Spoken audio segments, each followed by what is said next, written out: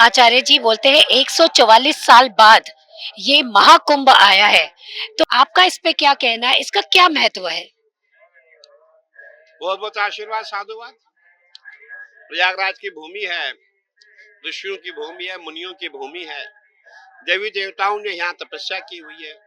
देवी देवताओं की तपोभूमि है। साक्षात ब्रह्मा जी ने यहाँ तपस्या की है और गंगा यमुना का मिलन है और अदृश्य सरस्वती माँ का यहाँ मिलन है संगम के नाम से। और आपने देखा होगा तीर्थों का राजा प्रयागराज है। और जब हम परिक्रमा मार्ग में जाते हैं, सैकड़ों की संख्या में यहाँ प्राचीन मंदिर मिलते हैं और जितने भी हमारे ऋषि मुनि हैं, सबके मंदिर आपको प्रयागराज में ही मिलेंगे। और देखिए अब यह महाकुंभ है। लोग पूछते हैं भाई प्रयागराज में महाकुंभ लगने जा रहा है। मैंने कहा भाई प्रयागराज में महाकुंभ हर साल होता है। हर साल यहाँ कुंभ भी कुंभ महाकुंभ होता है। हमने देखा है जो प्रयागराज का माघ मेला है वो कुंभ से कम नहीं है। हमने हरिद्वार में हम मेला करते हैं, हम नासिक में मेला करते हैं, हम उज्जैन में मेला करते हैं। लेकिन जितना बड़ा मेला वहां होता है उतना महाकुंभ उतना मेला तो माघ का मेला ही प्रयागराज में होता है। और मैं ये कहना चाहूंगा जो इस बार का महाकुंभ है 144 साल बाद आ रहा है, ऐसा योग ज्योतिषियों का मानना है।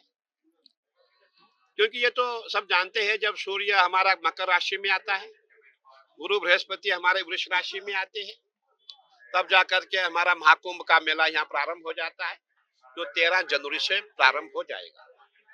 परंतु कुछ ऐसे भी योग है, जिस समय अमृत की वर्षा हुई थी उस समय जो उस समय का जो तिथि नक्षत्र वार आदि वो सब लेकर के जोड़ा गया है, तब जाके कहा गया है कि ये बिल्कुल सेम वही वो वही डेट थी, वही तिथि थी जो उस समय जब अमृत यहाँ गिरा है। बिल्कुल वही तिथि, वही समय, वही दिन, वही सब कुछ है। इसीलिए कहा गया है कि 150 साल बाद जो है ऐसा महाकुंभ आया हुआ है। और हम यही कहना चाहेंगे, इस महाकुंभ में आपने देखा होगा इस समय पूरा प्रयागराज पूरा भगवाई भगवा हो गया, भगवामय हो गया है। जहां भी आप जाएंगे भगवाई दिखाई देगा, चाहे वो संत हो या कोई महात्मा हो, कोई गृहस्थी हो, सभी आजकल भगवा पहन रहे हैं। क्योंकि हमारी परंपरा है जब भी हम कई तीर्थ स्थल पे जाते हैं हम कुछ दिन का संन्यास लेते हैं। ये नहीं है कि हमने संन्यास लिया साधु यहाँ होंगे, नहीं। जो भी तीर्थराज प्रयाग में आएगा उसको भगवा पहनने का अधिकार है, क्योंकि कुछ दिन का संन्यास हमारे यहाँ परंपरा है कि आप 1 महीने का संन्यास ले सकते हैं, 15 दिन का आप संन्यास ले सकते हैं और आप अपना भजन पूजन आदि कर सकते हैं। हमारा ये कहना है प्रयागराज का महाकुंभ है, सरकार का पूरा प्रयास है हमारा महाकुंभ दिव्य हो, भव्य हो, स्वच्छ हो और सभी आए महाकुंभ में अपना जो भी ज्ञात अज्ञात हमसे पाप हुए उसका प्रायश्चित हो जाएगा, मोक्ष की प्राप्ति होगी, पुण्य के भागी बनेंगे। और मैं समझता हूँ ऐसा अवसर फिर हमें बहुत जल्दी नहीं मिलेगा जो हमें 144 साल के बाद मिला है। तो निरंजनी अखाड़े का स्वरूप क्या है? इसमें किस प्रकार से ये पद दिए गए हैं और ये धर्म ध्वजा जो है इसका महत्व क्या है? देखिए जो अखाड़ा होता है, अखाड़ा नागाओं का एक समूह है जिसको अखाड़ा नाम दिया गया है। और अखाड़े में हमारे पंच होते हैं। आपने आजादी के बाद पंचायती राज सुना होगा, लेकिन हमारे यहाँ जब से अखाड़े बने हैं तभी से पंचायती राज चला आता है। हमारे यहाँ जो अखाड़े अखाड़े के प्रमुख 8 महंत होते हैं, 8 श्री महंत वो अखाड़े के मालिक होते हैं। और हर श्री महंत का जो चुनाव होता है हर 6 साल में साधु करते हैं। 6 साल के वो अखाड़े के प्रमुख होते हैं और 6 साल बाद नए पंच आएंगे। हमारी परंपरा है, हमारे यहाँ चुनाव की परंपरा है कि वो चुनाव भी कहाँ होगा, प्रयागराज में होगा, इसी भूमि पे होगा। अच्छा। इसी पंडाल में होगा। अच्छा। हर 6 साल में। क्योंकि यहाँ 6 साल में एक बार कुंभ आता है। अच्छा। चाहे अर्ध कुंभ हो, पूर्ण कुंभ हो, चुनाव हमारा यहाँ ही होगा। अच्छा, ये इसी दौरान प्रयागराज में होता है। अच्छा। अभी जो हमारे आज तक हमारे पंच के श्री महंत थे, हाँ। अब उनका चुनाव आने वाले जो बसंत पंचमी के चुनाव के बाद नया पंच आएगा। अच्छा। तो हमारी परंपरा है कि हमारे यहाँ पंच बदलता रहता है। अच्छा। और हमारे अखाड़े के जो प्रमुख होते हैं वो हमारे श्री महंत होते हैं जिनका अखाड़ा होता है। अच्छा। और फिर श्री महंत नियुक्त करते सचिव। जो सचिव का पद है वो सचिव ही अखाड़े का सर्वे सर्वा होता है। हमारे यहाँ प्रयागराज में 2 सचिव होते हैं, हरिद्वार में हमारे यहाँ 2 सचिव होते हैं, वही अखाड़े के प्रमुख होते हैं अच्छा। सचिव। और हमारे यहाँ और भी पद है, जैसे महामंडलेश्वर पद है। हाँ, हाँ, हाँ। महामंडलेश्वर पद को आप समझेंगे जैसे एक अवार्ड दिया जाता है। मतलब हम आपको कोई अवार्ड देने जा रहे हैं, भाई आप अखाड़े के सदस्य हैं, आपको सम्मान दिया गया है। अच्छा, तो ये उसे महामंडलेश्वर पद बोलते महामंडलेश्वर हैं। को आचार्य अच्छा। महामंडलेश्वर सम्मान दिया गया है कि यू आर हेड आचार्य महामंडलेश्वर। एक समान का दर्जा उनको दिया जाता है जो बाहर वाले होते हैं। जो अंदर वाले होते हैं उनके जो पद होते हैं, श्रीमंत होते हैं, सचिव होते हैं, ये इनके पद है। और जो अंदर की व्यवस्था में मंडलेश्वर आचार्य का कोई लेना देना नहीं होता है, ये अखाड़ों की अपनी अंदरूनी व्यवस्था है। आचार्य जी, ये जो जगत गुरु की पदवी होती है, तो ये जगत गुरु की पदवी किस प्रकार मिलती है? देखिए, मैं कहना चाहूंगा कि जैसे अभी हम लोग यहाँ बैठे हुए हैं, हमें कोई आदमी अच्छा दिखा, आप ही अभी है, आपने संन्यास लिया, आप हमें लगे भाई ठीक है, आपका स्वभाव अच्छा है, आपका एजुकेशन आपकी अच्छी है, आपने आचार्य किया है, पीएचडी किया है, आप अच्छे कथा करते हैं, हम आपको जगत गुरु की पदवी दे देंगे, बस। अच्छा। ये है, मतलब पावर नहीं है, अच्छा। एक्टिंग में नहीं है, हाँ, हाँ, वो हाँ। खाली एक डिग्निटी उसको मतलब हम देते हैं कि अवार्ड देते हैं कि भाई आप अच्छा। जो है जगत गुरु है। अच्छा, ये जगत गुरु जो छतरी लेते हैं, इसका क्या महत्व है गुरुजी? देखिए, जब भी हमारे जगत गुरु चलते हैं उनके साथ छाता और सिंहासन होता है। हाँ, हाँ। वो एक मतलब प्रोटोकॉल उनको होता है। जैसे अच्छा। प्रोटोकॉल में पुलिस आगे पीछे गाड़ियां हाँ, रहती हाँ, है, हाँ। वैसे हमारे जो प्रोटोकॉल होता है हाँ, हाँ, वो हाँ। छाता, चंवर अच्छा। और सिंहासन होता है। अच्छा। ये परंपरा से चलता आया है, चलता तो आया है। पता लग जाएगा ये जगत गुरु है, अच्छा, अच्छा। पता चलेगा ये जगत गुरु है, ये शंकराचार्य है। आचार्य है। ऐसे मतलब उनको जो है ऐसा स्थान दिया गया है। आचार्य जी, हमने कल निरंजनी अखाड़े की पेशवाई देखी थी, तो ये पेशवाई क्या होती है? देखिए, जो अखाड़े हैं, अखाड़े राजाओं महाराजाओं से कम नहीं थे, उनसे भी आगे थे। जो हमारी प्राचीन परंपरा है, राजा भी जो है अखाड़ों से सहयोग ले लेते थे। अखाड़ों के पास अच्छा संपत्ति थी। और आप देख रहे हैं पूरे इस समय कुंभ मेला क्षेत्र में पूरे आप कहीं भी हिंदुस्तान में जाएंगे या विश्व में जाएंगे, आपको धन की आवश्यकता है। बिना धन के आप द्वारा कहीं से यहाँ नहीं आ सकते हैं। जल पिएंगे वो भी आपको 2 रुपया बोतल आएगी। सही बात है। धन होना चाहिए। और जो हमारी पेशवाई होती है, जिसका हमने छावनी प्रवेश नाम दिया है, वो हमें धन बल, जन बल और तन बल वो दिखाता है कि हम जीवित हैं। हम वही अखाड़े हैं जिनको जगत गुरु शंकराचार्य भगवान ने पुनर्जीवित किया था, गठन किया था। हम वही है और हम वही है जो थे। सनातन की रक्षा के लिए हम आज भी जो है जी रहे हैं। और जब भी हमारी आवश्यकता होगी हम सनातन की रक्षा करेंगे, मारेंगे और मिटा देंगे। लेकिन पहले नहीं मरेंगे, मिटा के हम मरने वाले हैं, क्योंकि हम नागा संत हैं। पेशवाई बहुत ही भव्य थी। आचार्य जी, इसमें घोड़े, ऊंट, फिर नागा किस तरह से जा रहे थे, तो क्या इसका कोई क्रम है, कोई कारण है? देखिए, श्री सबसे पहले आपने गुरु हाथी देखा। हाँ जी। हाथी गणपति का स्वरूप है। अच्छा। शुभ और शुभ को शुभ करने वाले गणपति जी आगे हैं। अच्छा। उसके बाद हमारी जो परंपरा है, जब भी हम लोग आपने पहले आप इस पे आ जाइए, छावनी प्रवेश क्या है। हाँ। पेशवाई का जो है छावनी प्रवेश नाम दिया गया। छावनी प्रवेश क्या है? आपने दिल्ली छावनी सुना है ना, दिल्ली कैंट अच्छा। मतलब दिल्ली छावनी, अंबाला कैंट अंबाला छावनी। छावनी किसकी होती है?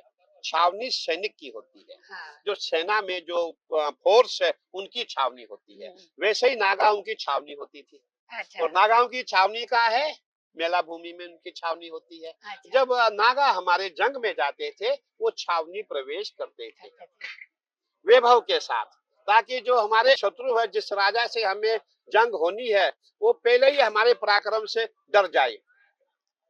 तो सेना के साथ हमारा जो है छावनी प्रवेश होता है। गुरुजी, ये बताइए कि नागा साधु वही होते हैं जो निर्वस्त्र रहते हैं? बिल्कुल आपने ठीक पूछा। हमारे यहाँ संतों की परंपरा होती है। अच्छा। और जो नागा बनते हैं, हम करीबन 10-12 साल के बाद संत को नागा संन्यास देते हैं। और वो नागा उसको हम धर्म ध्वजा के नीचे बनाते हैं। अच्छा। ये आपने सामने देखा होगा। उसको नागा की दीक्षा यहाँ ही दी जाएगी। नागा दीक्षा होने के बाद वो घर नहीं जाता है। अच्छा। हाँ, पर फिर वो उसके वस्तुओं लिए का भी त्याग करता है। 10-12 साल। हाँ, लेकिन जब हमें लगे कि पक्का है भाई, ये हमारा है, संस्था का है, संस्था के हित में है, सनातन के हित का है, ठीक है, निष्ठा इसकी, आस्था इसकी है, उसके बाद ही उसको देख करके पूरा, तब जाकर उसको दीक्षा दी जाती है। 10-12 साल का यस, संघर्ष है, तपस्या है ये। यस, उसके बाद उसको नागा बनाया जाएगा। अच्छा। परंपरा हमारी है। उसमें ये भी होता है भाई, परिपक्व है कि नहीं है, क्या सकाल मन बदल जाएगा, घर चला जाएगा, उस समय क्या होगा, इसीलिए पूरा उसको स्वाध्याय अध्ययन किया जाता है, उसकी स्टडी की जाती है कि कहीं कोई चोर तो नहीं, बदमाश तो नहीं, सब देखना पड़ता है। उसके बाद उसको नागा की दीक्षा दी जाती है। तो गुरुजी, फिर ये जो नागा साधु रहते हैं, क्या ये आजीवन बिना वस्त्र रहते हैं? देखिए, हमारे अखाड़ों में भी नागा अखाड़े हैं, सब नागा सन्यासी अखाड़े हैं। जैसे हमारे पर्व आते हैं, जो हमारे संत यहाँ होते हैं वो सब वस्त्र छोड़ देते हैं, और जो हमारे मुख्य जो नागा है, हाँ।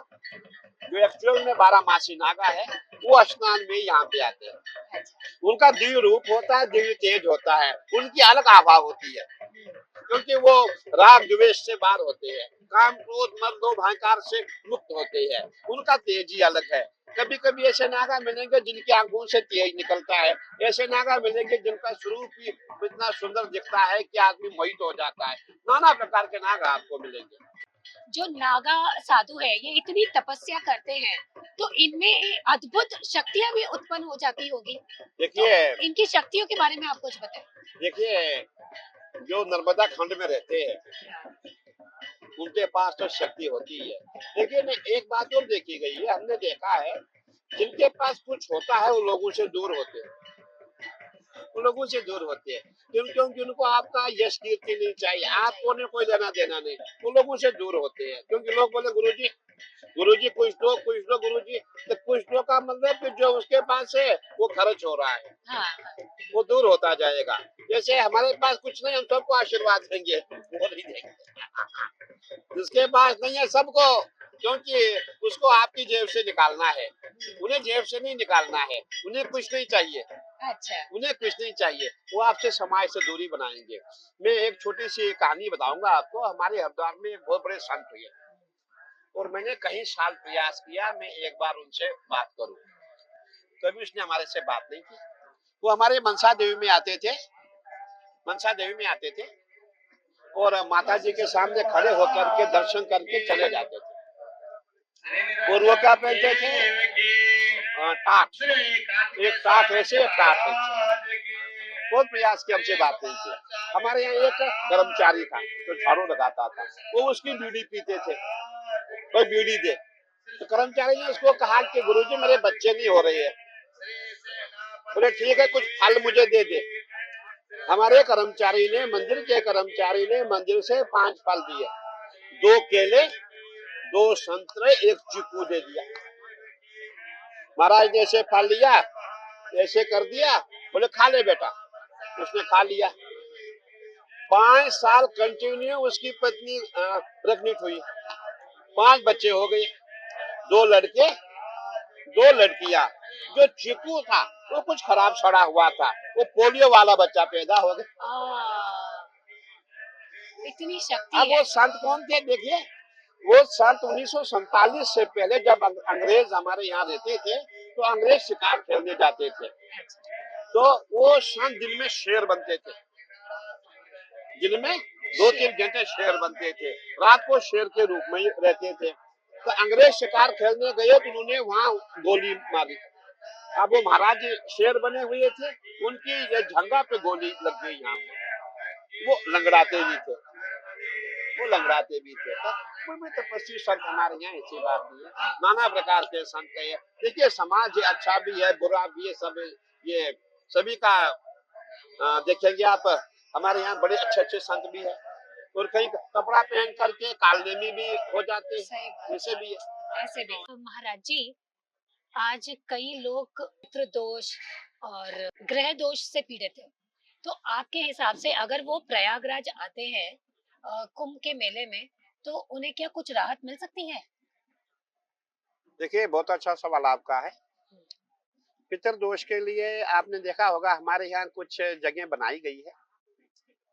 हमारे यहाँ बद्रीनाथ में लोग जाते हैं, नासिक में जाते हैं, परंतु मैं ये कहना उचित नहीं समझूंगा कि उनका दोष यहाँ पे समाप्त हो।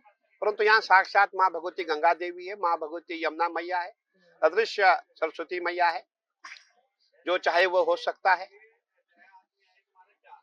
तो मैं यही कहूंगा कि जब भी हम यहाँ ऐसे स्थल पे आएंगे, ऐसे तपोभूमि पे आएंगे, यहाँ की जो माटी है, माटी को ही माथे लगाने से जो भी हमारा दुर्भाग्य वो भाग्य में बदल जाएगा। तो पितृदोष की बात बहुत दूर है, क्योंकि पावन भूमि है। और आपने देखा होगा ये जो क्षेत्र में जहाँ हम बैठे हैं, ये इतना पावन क्षेत्र है। यहाँ पूरा गंगा मैया सावन भादो सूज में देखेंगे, गंगा मैया यहाँ से ही बहती है। और आप कहीं भी जाएंगे, पूरे क्षेत्र में जाएंगे, जैसे हमारा प्रयागराज का क्षेत्र है, हम हरिद्वार में जाते हैं, वहाँ का मेला आश्रमों में होता है। उज्जैन में जाते हैं, वहाँ का मेला इतना बड़ा मेला नहीं होता है। और यहाँ का जो महाकुंभ है, ये गंगा जी की गोद में होता है। इस समय हम पूरे जितने भी साधु है, संत है, गृहस्थी है, मीडिया है, जो भी कुछ है, हम कहाँ बैठे? गंगा जी की गोद में बैठे हैं। तो मैं कहता हूँ यहाँ दुर्भाग्य कहाँ से आ सकता है?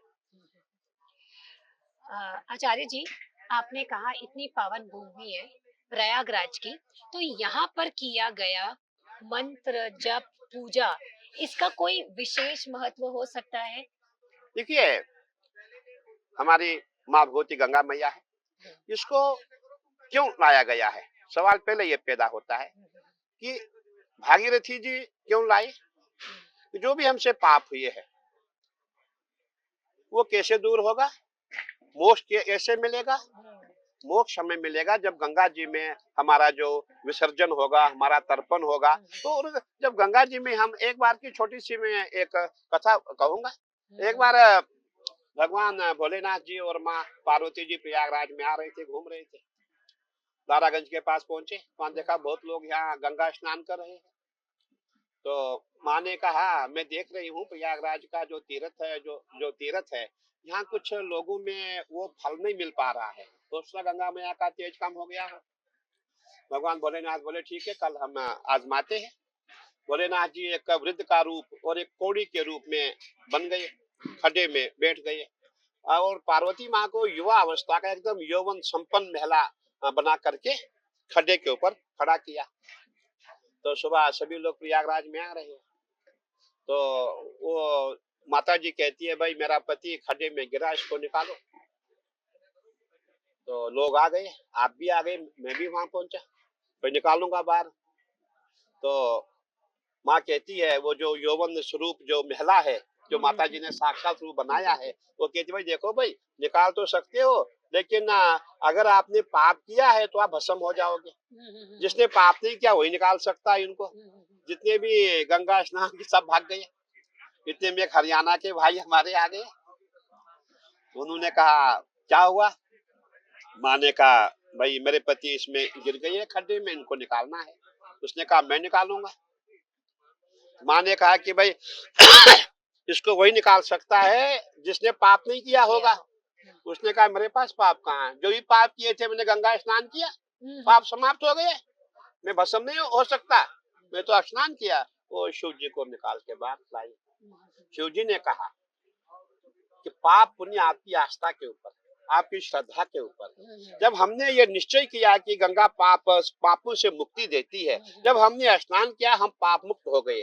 अब जब आपको ही अपने आप पे भरोसा नहीं है, वो पाप तो वहां के वहां है ना। सही तो बात। कहने का तात्पर्य जो हमारी भक्ति है वो श्रद्धा पे है, हमारी आस्था, हमारी श्रद्धा, हमारा विश्वास। तो जैसा हमारा विश्वास है वैसे हमें फल प्राप्त होता है। हिंदू एकता को तोड़ने का काफी प्रयास किया जा रहा है जातियों के आधार पे, तो आपका क्या कहना है गुरुजी इसके लिए? देखिए, हम जितने भी संत हैं, जितने अखाड़े हैं, हमने हमेशा एकीकरण की बात की है, एकता की बात की है। और जब आपने छावनी प्रवेश देखा होगा, हमारे यहाँ जो निरंजनी अखाड़े का छावनी प्रवेश 6 तारीख को था। उस समय आपने देखा होगा हमारे यहाँ जितने भी कार्यकर्ता थे, जितने बैंड बाजे आदि झांकी जितनी थी, पूरी हिंदुस्तान से मंगाई गई थी। जम्मू से लेके महाराष्ट्र तक के बैंड हमारे यहाँ थे। और जितने भी बैंड बाजे थे सब हमारे मुसलमान भाई थे। और हमारे मंदिरों में जितने भी काम होते हैं मुसलमान भाई करते हैं। हमारे ठेकेदार मुसलमान होते हैं, क्योंकि एक मन की बात होती है, प्रेम की बात होती है। हमें विश्वास है कि हमारा मुसलमान भाई हमें वाकई सही में काम करके देगा और वो उचित दाम लेगा, उचित दाम लेगा। और हमसे वो चीट या बेईमानी कोई ऐसा काम नहीं करेगा। और कभी भी आप मठ मंदिर देखिए, बड़े बड़े मठ बने हैं, जो डिजाइनिंग हो रही है, ये नक्काशी ये कौन कर रहा है? ये सब मुसलमान भाई करते हैं। हाँ जी, हाँ तो जी। हम इनसे दूर नहीं रह सकते, इनसे हमारा बैर नहीं है। बस कुछ वोट बैंक का इसमें विवाद है, जो कुछ लोग हमको आपस में बैर कराना चाहते हैं। अभी आपने सुना होगा, हमारे एक मियां जी ने बयान दिया कि भाई मेला भूमि हमारी है, जो साधु संत बैठे हैं ये हमारी भूमि है। आप उनको पूछो कि दारागंज से झूसी तक, दारागंज से झूसी तक जो है पूरा गंगा जी का फैलाव है। कौन सी भूमि तुम्हारी यहाँ पे है? कौन सी तुम्हारी भूमि में हम यहाँ बैठे हुए हैं? कहने का तात्पर्य कि हमको जो है लड़ाने का प्रयास कराया जा रहा है। और जब उन्होंने देखा कि भाई हम वहां से साधु संत जब एकता का संदेश देंगे, क्यों नहीं ऐसा बयान दिया जाए ताकि हम आपस में फूट डाले, डिवाइड एंड रूल की नीति हम अपनाएं। तो ये हमेशा प्रयास किया जाता है। हमने अभी आपको मैं कहना चाहूंगा, अभी हम अहमदाबाद में गए थे, हमने प्रयास किया SC ST OBC सभी जाति से हमने एक एक मंडलेश्वर बनाया। जब मेरी वार्ता वहां के लोगों से हुई, सभी लोग खुश हो गए, बोले बहुत अच्छी बात है। लेकिन जो वहां के पॉलिटिकल नेता थे उसने मेरा विरोध किया, बोले आप इकट्ठा क्यों कर रहे हैं, आप कौन है? बहुत विरोध किया उस टाइम। लेकिन मैं तो अपना काम पूरा किया, लेकिन जो संख्या मुझे थी चाहे वो संख्या मुझे नहीं मिली, क्योंकि लोगों ने ज्यादा उसको फॉलो किया, मुझे कम फॉलो किया। कहने का तात्पर्य जो भी कोई नेता होता है वो नहीं चाहता हम एक हो जाए। ये भी बहुत मतलब दुख का विषय, बहुत दुख की बात है। और एक बार अभी मैं आपको कहना चाहूंगा, अभी मैं उत्तराखंड से एक यात्रा लेके आया था, जब राम मंदिर का उद्घाटन हो रहा था उस समय। जब मैं बरेली में पहुंचा, मुझे मुसलमान बहनें सब आई, मेरा स्वागत किया। मेरे साथ बहुत बड़ा था कलश, हजारों लीटर उसमें गंगा जल, यमुना का जल और सरजू का जल था, और हजारों की संख्या में लोग मेरे साथ थे। और बरेली में हमारे मुसलमान भाइयों ने मुझे फूलों की वर्षा की। मेरी बहनें मुझे स्वागत के लिए पहुंची।